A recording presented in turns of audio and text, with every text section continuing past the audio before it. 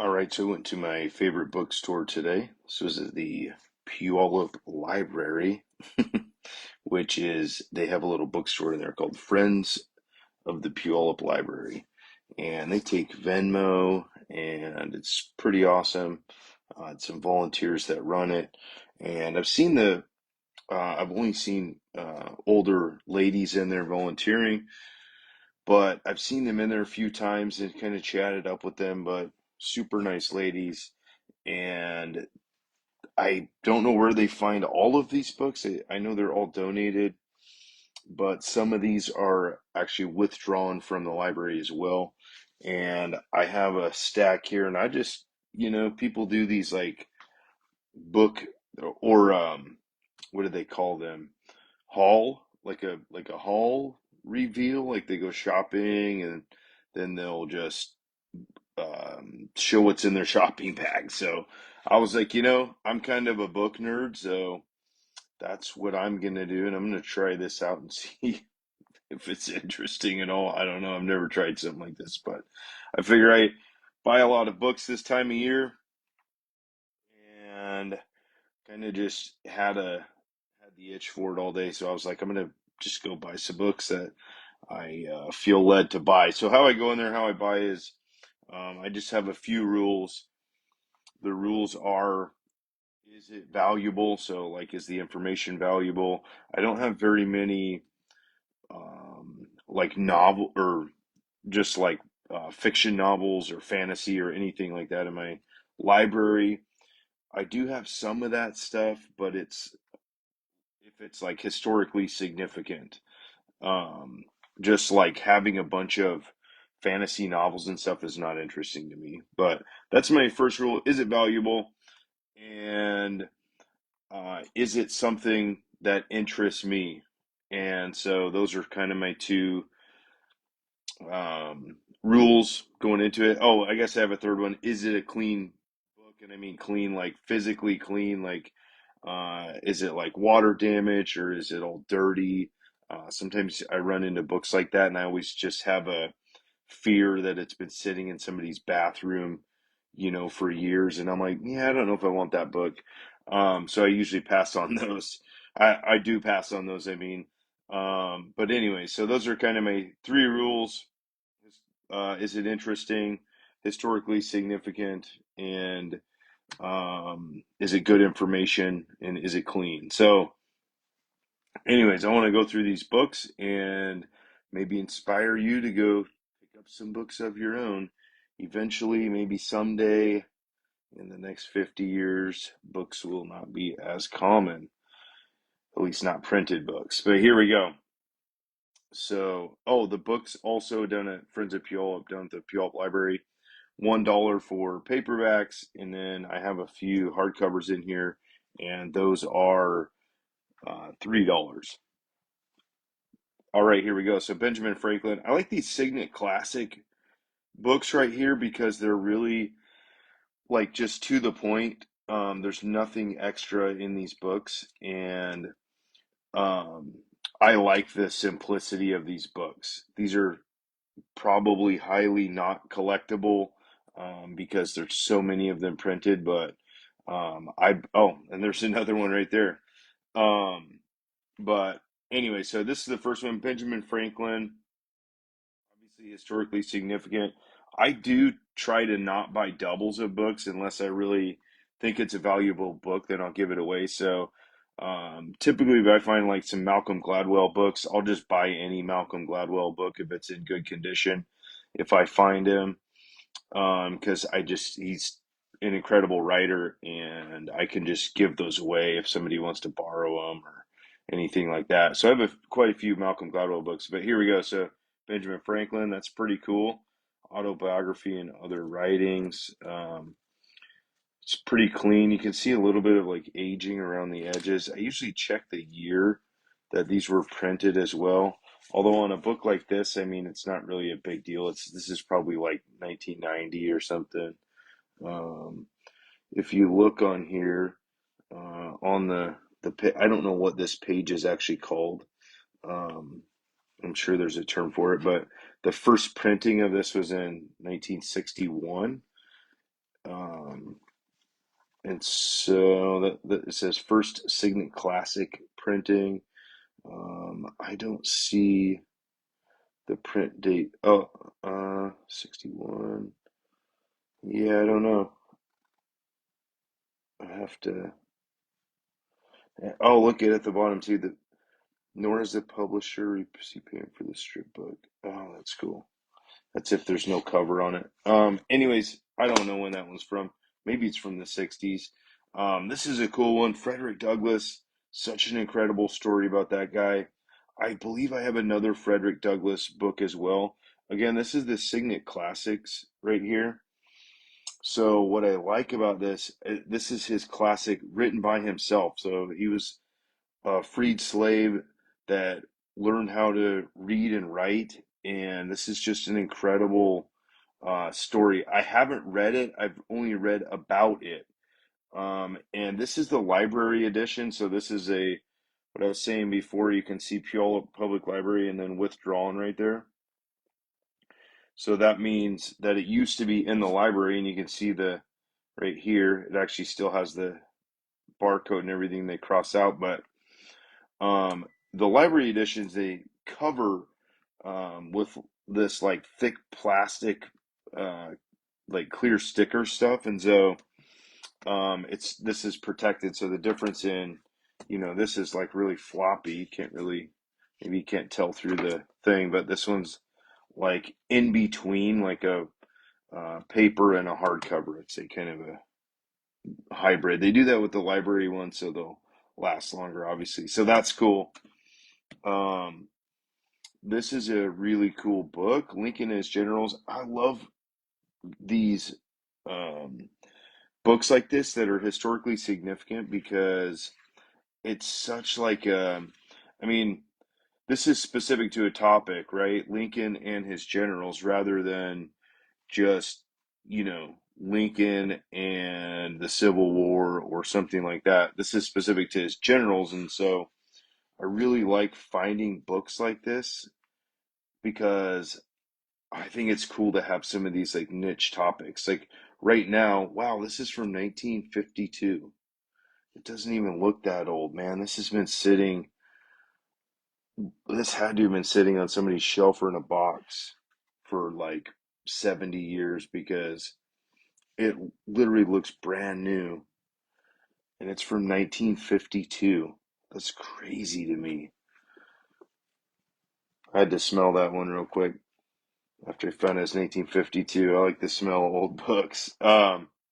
Anyways, so that's pretty cool. I mean, that was less than 100 years, like 90 years after Lincoln, was like this book was made, um, which is cool. I mean, it seems so ancient nowadays, but when this was printed, I mean, people were probably still alive that, maybe heard stories from their parents type of thing. But anyways, there we go. So Lincoln and his generals. Right now, think about it. Right now, you can go on the internet and just search for this stuff, right? I could I could do a Google search literally that said Lincoln and his generals. Just if you just Googled that, and it would probably pull up a list, maybe a Wikipedia article of a list of all the generals that were involved, right? But with something like this, it's like captured in form, and this can never be changed. And that's just super cool to me. There is no last edit on Wikipedia for this book. Like this is it, and that's a valuable book in my opinion. Um, I, I mean, it's just such a niche thing. Anyways, Dave Pelzer, I have his first three books. So it was A Child Called It, which is one of only like two books that I've ever read in one sitting. I started reading it on a Saturday morning about 22 years ago. And so, okay, hopefully this thing is still working here. Um, so this is like a teen book, apparently. But I thumbed through it and it seems like pretty interesting. There's Dave right there. A Child Called It, The Lost Boy, and A Man Named Dave. And so I have those three books of his, and I'm actually not sure how many. Well, The Privilege of Youth, I guess he wrote that one too. I don't know how many books he actually wrote, but I thought this was kind of cool, and it's going to go great on my bookshelf next to my other Dave Pelzer books. But, anyways, it just seems like practical, life advice. I thumbed through a few pages and seemed kind of seemed kind of cool. It says it's an uplifting new book written specifically for young adults. I mean, I'm young compared to like somebody that's like 100, right? um, so this is cool. I don't know why Lincoln's coming up. I got a message from somebody earlier that was talking about that said, "Oh, did you ever know the similarities in like Lincoln and JFK?" And then I thank Scott for that, by the way. And I've seen that before, but I mean, it's cool, like this video that he sent, and then these Lincoln books like popped up on my search, and I mean, I don't always see the Lincoln books, so I thought this was kind of cool.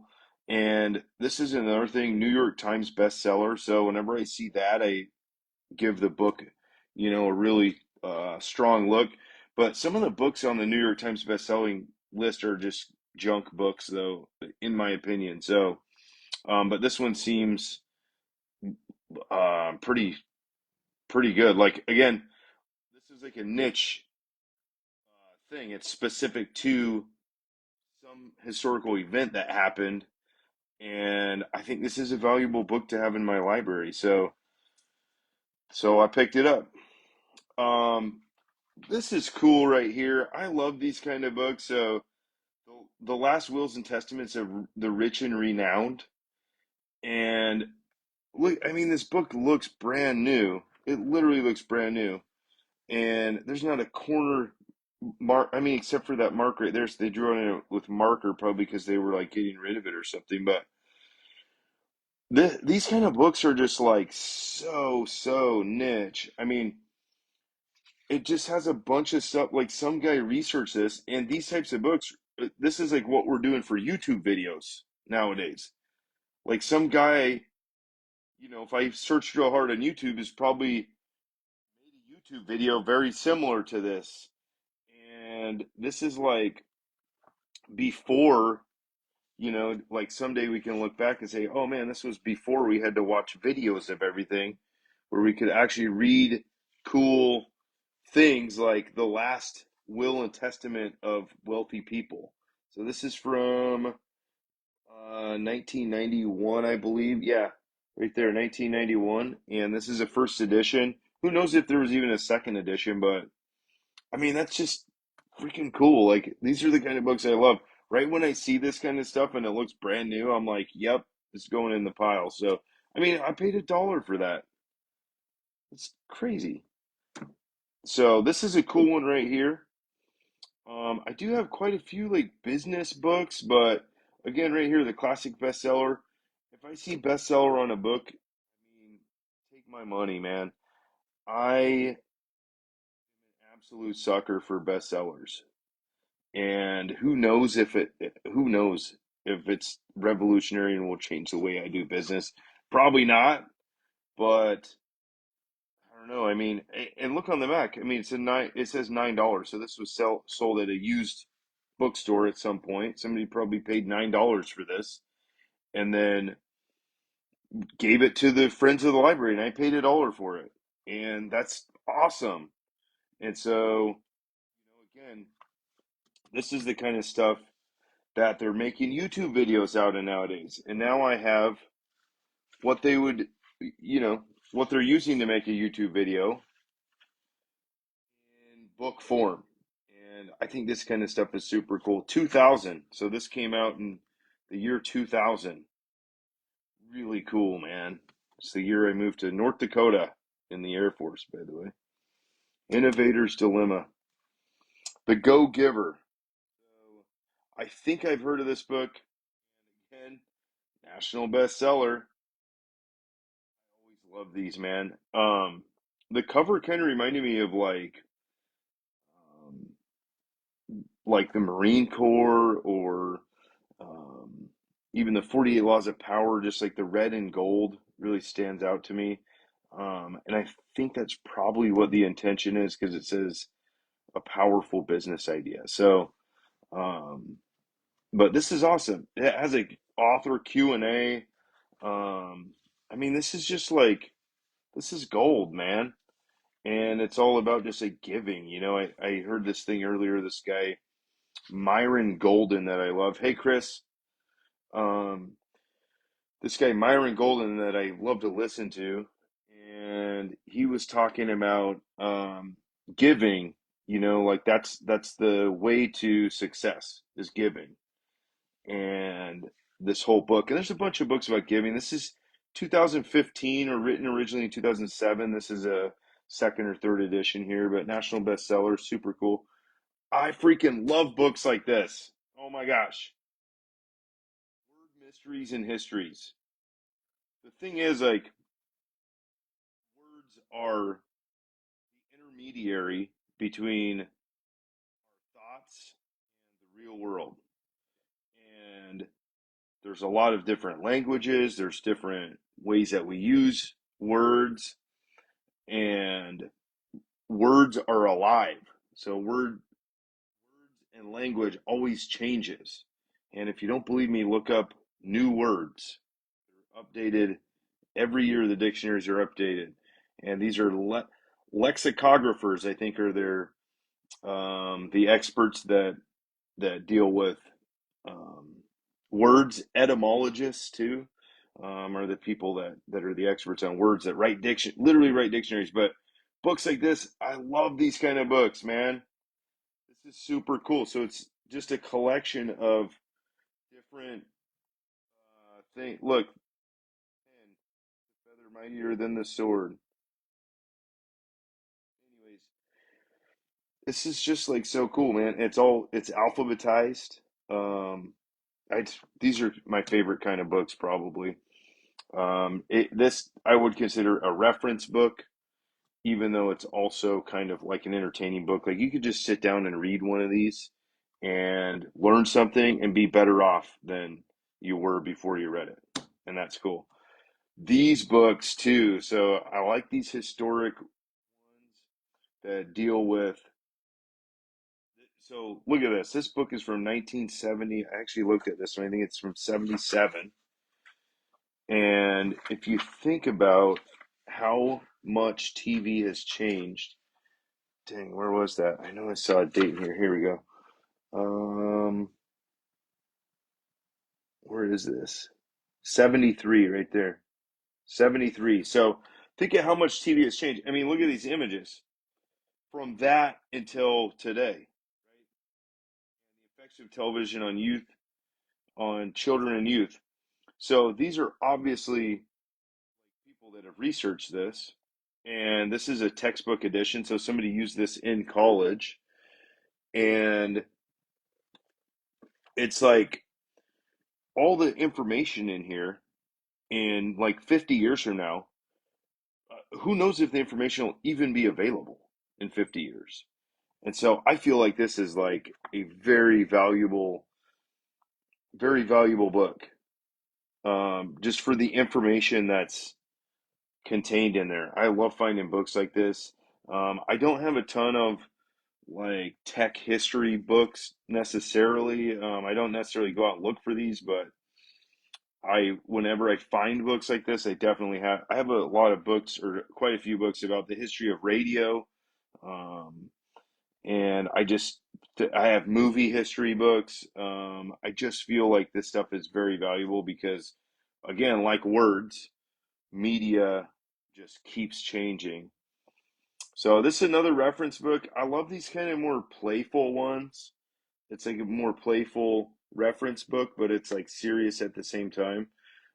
These are the kind of books like if you just had you just wanted to learn something, again, you just pick up the book and flip to a page, or if you really did have a question about something, then you could look it up. This isn't gonna like, you're not gonna learn how to do surgery or something like that, but which I do have Grey's Anatomy, which is a famous book. But I like having books like this too. All of these books actually, these are all chosen specifically by me and for my library because of reasons. And so that's why I'm going through this video and just doing like a book haul video. And it's kind of a I don't know if it's interesting or not. It's interesting to me just to like look through these and kind of like think of what I was thinking in the moment I put this in my pile. But I really like having these types of reference books too.